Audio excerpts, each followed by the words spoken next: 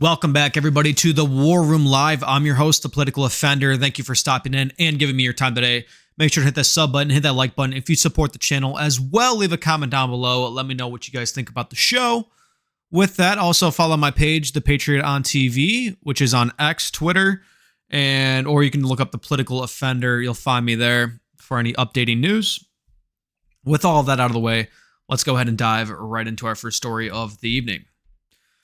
So we see with the first story, this is a massive one. And we see that Treasury Secretary Scott Bessent, the guy who prints the money, he just stood up and said with a straight face that no one is above the reach of U.S. sanctions. And we see that, this is a pretty big threat. And here's the reality of all this. Scott Bessent put out a statement saying that if you touch Iranian oil, if you convert it into money, if you facilitate that transaction, or if you just look at an Iranian barrel in a funny type of way, basically, that we're going to sanction you very hard. He said also that we're going to reach into your whole ecosystem and pull the rug out. And this was the announcement for this video right here, which I'm going to show you right now. And there's something that nobody's connecting as well. It's at the exact time this guy is making these announcements that Turkey, Pakistan, Saudi Arabia, which is our, allies, reportedly, they're literally signing a defense alliance with Iran, which would supposedly be against Israel. Now, it's being in talks. They're not completely signed into it yet, but they're in negotiations with Iran joining this alliance. Not with us, but with Iran against our treaty partner. So this is very interesting. Let's go ahead and dive into what Scott Bessent has to say right here real quick. Chinese banks have often been talked about being targeted, but we don't see any of those institutions targeted here. Is that something that is coming in this campaign, or is the very delicate trade truce with China something that could prohibit you from going that far and taking that very big step? We want to make clear here today that no one is above the reach of U.S. sanctions.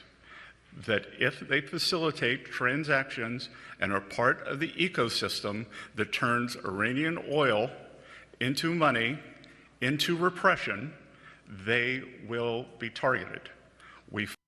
Okay, so we see that statement, and in my opinion, this is basically an energy war.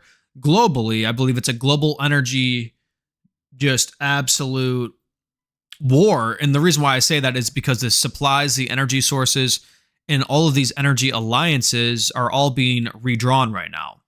And as well, really nobody in the mainstream media is actually drilling down on what that means. I see independent media journalists mentioning it. That's about it, though. So look, I'm going to be really direct here. I mean, we're watching the complete methodical evaporation of American leverage in the Middle East right now. And we're announcing new sanctions like we're kind of an empire that the Middle East still fears. But we know that Iran is completely willing to dig down and go through whatever they need to economically to avoid any kind of repercussions from the United States, really. I mean, let's just break this down. For 70 years, we've basically built the Middle East foreign policy on one basic deal. And it's that if you let us project the power, we'll protect your regimes, and you keep all the oil flowing in dollars. That's it. That's the entire relationship. So that's the petrodollar, and that was the foundation of the entire post-World War II financial order over there. Except now that we've spent about 20 years breaking every promise that we've made there. Iraq, it was a disaster. Syria, we're still in there for what? Libya, obviously it turned into a failed state. And Afghanistan, we had one of the most embarrassing withdrawals for all of American history. And through all of it, we've told these countries that, hey, trust us, sign these agreements, let us move your generals around, and everything's fine. So obviously they've stopped believing us. And now what do we see? We see Turkey is playing these games with Russia, Saudi Arabia, the UAE. They're signing deals with China. And now Pakistan and Saudi Arabia are literally forming a military alliance with Turkey as well, with Iran. They offered them an alliance. So obviously this is the one country we've been trying to isolate for 40 years now. And This is just historically unprecedented that there's no moment in modern history where multiple US treaty allies are simultaneously hedging against us in favor of the rival power. So we see this is a very big sign and signal that our deterrence is gone. And they don't think we basically can hurt them anymore because all we can do is just bomb them, which it has strategic advantage, but in the sense of their country being overthrown, the regime being overthrown, it's very unlikely. So we see that this energy war has completely shifted the calculus globally here. And in the 21st century, it's not just all about oil barrels right now. It's about what you can do with the profits.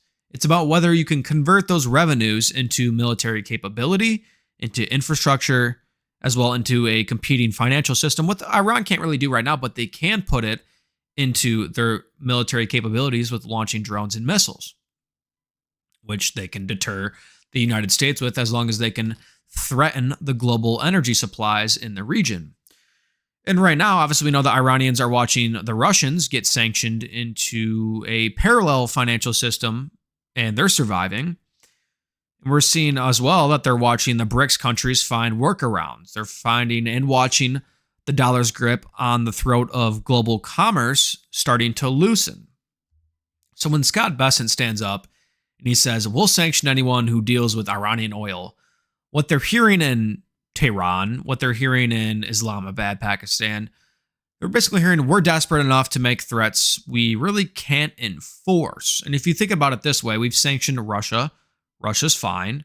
And in theory, Russia has to do all this because maybe they know that it's a bigger World War III type of scale we're walking into, and they needed to industrialize and with their war economy that they were going to have to do it anyways. So yeah, Russia collapses financially and economically when the war stops, but I believe maybe they've prepared and they've decided that this is going to be a greater war on energy in the world and that they need to take their civilian population and all of their industries and completely modernize them into basically a modern military industry. So we know that this is what we're moving into, the technocracy, the World War III level threats. We have NATO planes flying over Kaliningrad. We have a lot of different operations going on. And, we've created this. And NATO created this. We did this to ourselves, really. We overthrew Iran's government in 1953, and we installed the puppet. And he got overthrown, and we've been at war with them ever since, basically. We broke Syria, we broke Iraq, we invaded Afghanistan, and we keep telling these countries, don't develop nuclear weapons, and don't ally with our enemies, stay in your lane. And then we just move to the next country and do the same thing. So we see these countries are all thinking, what's going to happen to us? And as well, this is just what they're hedging, in my opinion.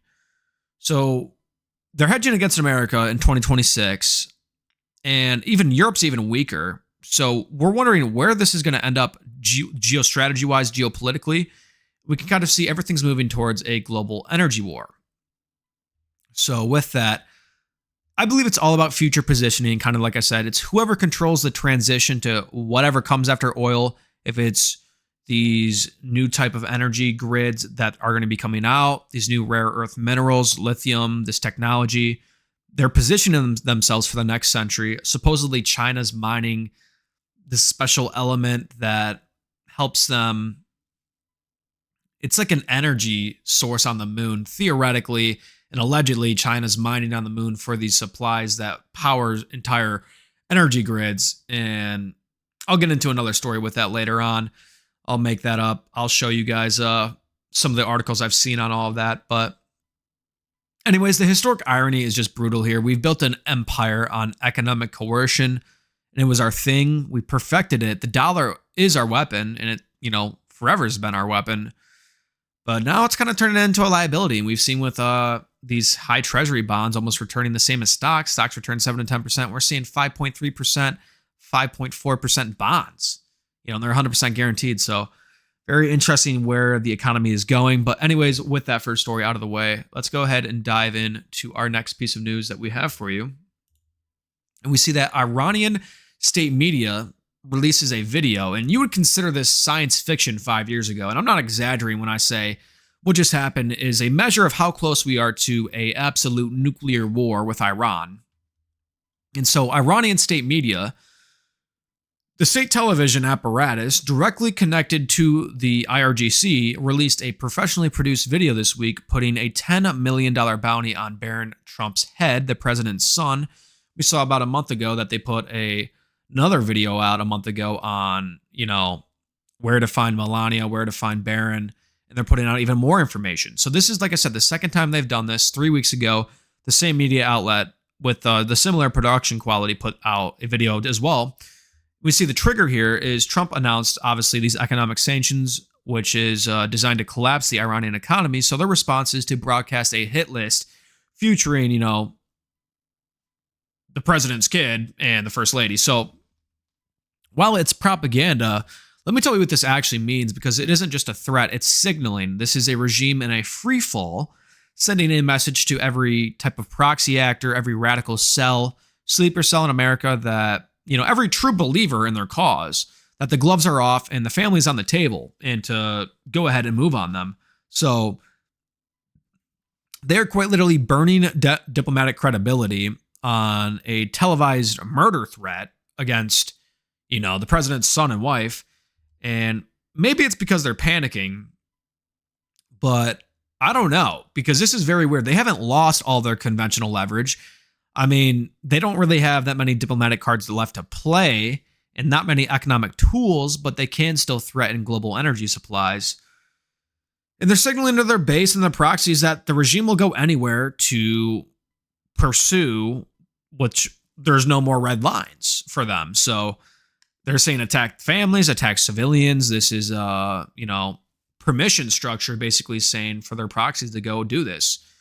So they're testing the waters. They want to see, if America is going to respond militarily to this, what we're going to do. But I mean, they even said Barron Trump's gaming systems and social media are compromised.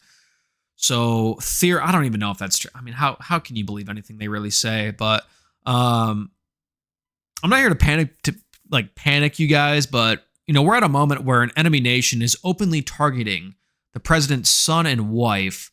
The last time this happened with this was, I don't even know when the last time in modern history this started happening. So anyways, maybe Trump's sanction strategy is going to work, but we're going to be willing to see with that. That's what we have for that. I'm not going to show the video where they're targeting and showing you how to target Barron Trump. That's insane. But that's kind of the gist of that story, which is pretty insane. So another piece of breaking news we saw come out of there is that this weekend, the Iranian civil government, and we're talking about the President Pezeshkian, the Speaker of Parliament, went on state media and basically said, we cannot endure this. So he stood in front of the cameras there and he said the economic cost of this conflict is killing their country. He says, quote, the war must come to an end at some point. And then he claimed, get this, that he's been in the presence of the supreme leader who hasn't been seen publicly since this whole thing started. And he supposedly told him that they need to move beyond this endless neither war nor peace limbo. Obviously, like I said earlier, Treasury Scott Bessent goes on X and he announced that this is the economic D-Day strategy starting today, and that everything with Iran is being targeted. Any kind of allies are being targeted economically. So with this, we see Iran's leadership could be fracturing here because we have different statements coming from them. But obviously, this is an interesting thing because the entire foreign policy establishment said this was impossible. And obviously that it's not, that we're doing it. Trump's, he walked in and did something that they thought was impossible. So we're going to see what ends up happening from these sanctions, like I said in the last story. But, this is just the part where it gets very unpredictable. And this economic D-Day language, it's not a complete escalation of my idea. It's basically a warning label, which is pretty much saying to every nation on earth, we're severing every economic artery that keeps this Iranian regime breathing. And with that, obviously you see that Iran didn't really like that by threatening Barron Trump and Melania with videos of where to find them and target them. So anyways, the media wants to call this a dangerous escalation. I don't really think it is. I just believe that this is just another part of the NATO strategy into this global energy war we're in. Anyways, I'm ranting on, so we're just going to continue into the next piece of news that we have, and we're going to be getting into some domestic news now, where we see Donald Trump just put the Canadian government on notice, and I want you to understand what's actually going on here. Apparently, Doug Ford, which is the Premier of Ontario, whatever it is, this is Rob Ford's less charismatic brother, apparently, and objectively a political middleway is what Trump said. And he said that basically Canada's nothing without us, that Canada's unemployment just hit 10%. It's climbing. The businesses aren't just leaving Canada, they're sprinting to the United States. And we're talking about these investments, these corporate headquarters that are all leaving Canada. And the infrastructure reality that nobody's talking about is much of Canada's electricity, oil, and natural gas, and most of it literally flows through an American territory to get it to market. So that's the choke point that we have on them, and Trump's kind of highlighting that. So let's dive in a little bit more into this. So we know that for 40 years, decades, the United States has allowed Canada to have its cake and eat it too, basically. We've absorbed their tariffs. We've accepted their protectionist agriculture policies. We've let them lecture us morally while sitting on the energy reserves the world needs. And we've allowed them to use American infrastructure as their personal export corridor. And, it's kind of something allies do. But we know now that Canada's political class, and especially the current leadership, like the previous Trudeau and his enablers, like Ford, has used that arrangement to avoid making hard decisions. They've raised taxes, they've strangled their own energy sector, and they've implemented climate policies that cripple their economy. And then they act shocked when businesses packed up, and moved to America. And then Canada's politicians then blame America for the drain of that. And they say, the U.S. is poaching our talent. And the truth is, no, it's not. It's your talent is fleeing because you've made your country economically unlivable, and we didn't steal anything from them. They're just voting for absolute insanity over there. So we see that they're running into stagflation territory. It's a country in real economic distress. And what do? They double down.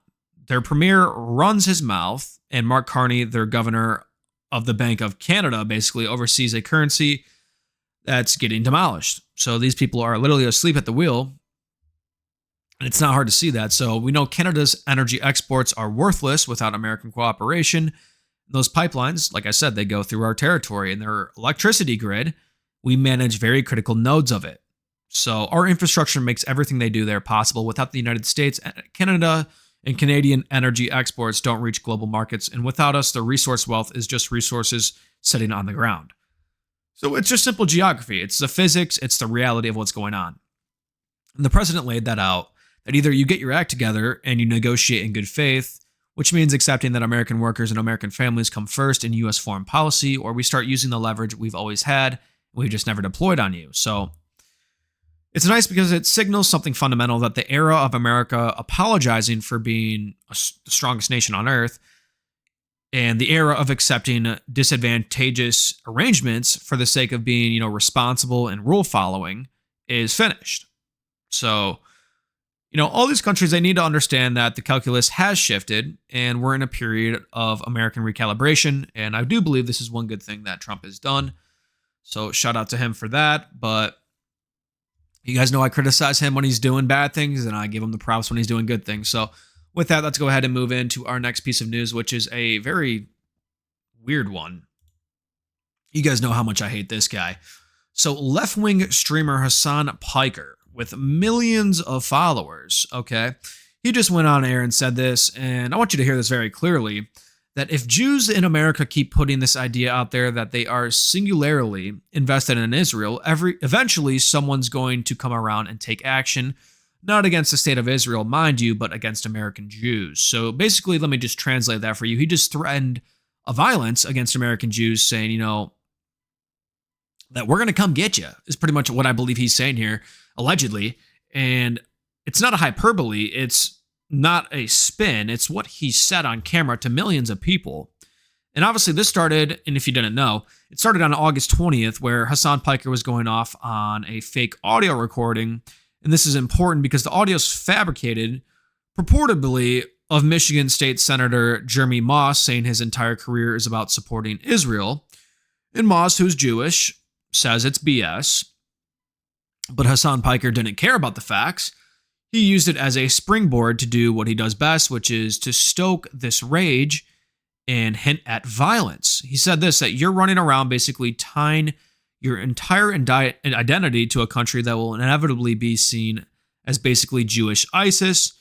And you're saying, as Jews, this is all we care about, and you're making anti-Semitism worse. So translation again, he's blaming American Jews for anti-Semitism, and then he's saying they're the problem. So he's warned that violence is coming if they don't shut up about Israel.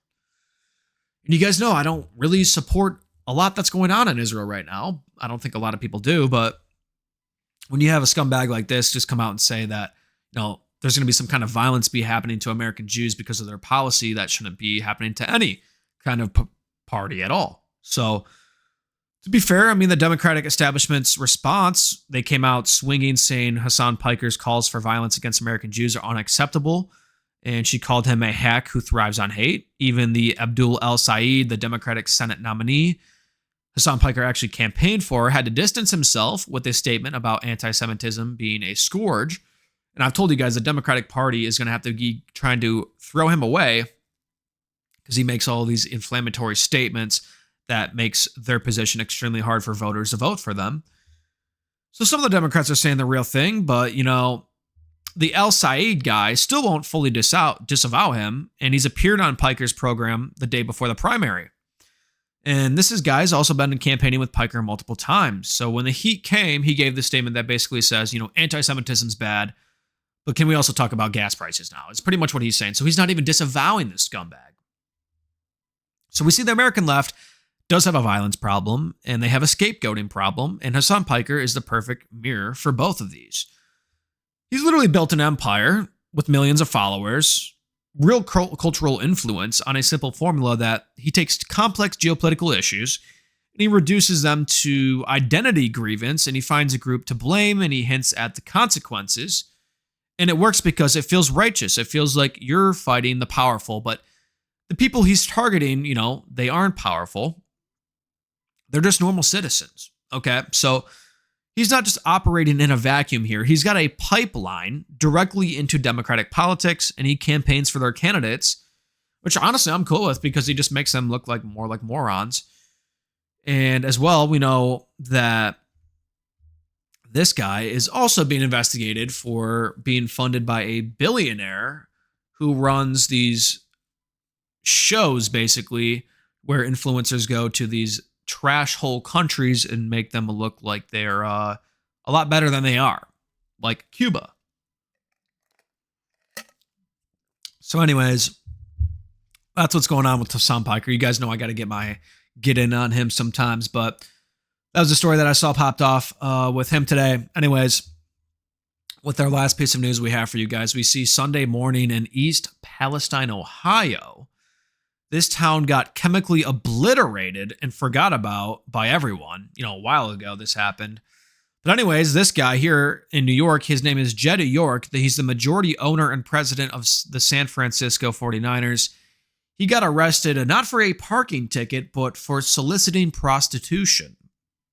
So this guy right here, this scumbag, he has a $12.5 billion franchise, and he's been the owner since he was handed it by his family, like basically a trust fund he got handed. And he gets booked into the county jail. He posts a $5,000 bond, like it's a parking meter, basically. And then get this, the case moves faster than a Netflix executive approaching another DEI initiative. So prosecutors downgraded the prostitution charge to a misdemeanor disorderly conduct, and he pleads no contest. So one day in jail is all he gets. And as well, he filed for a divorce 3 months before this happened, and his wife, didn't even know that this was going to be coming too. So, This scumbag is just getting it all, and he deserves it. So what's actually happening here, I want to be very clear on this. This is what institutional decay looks like when nobody's watching and nobody has the guts to say it.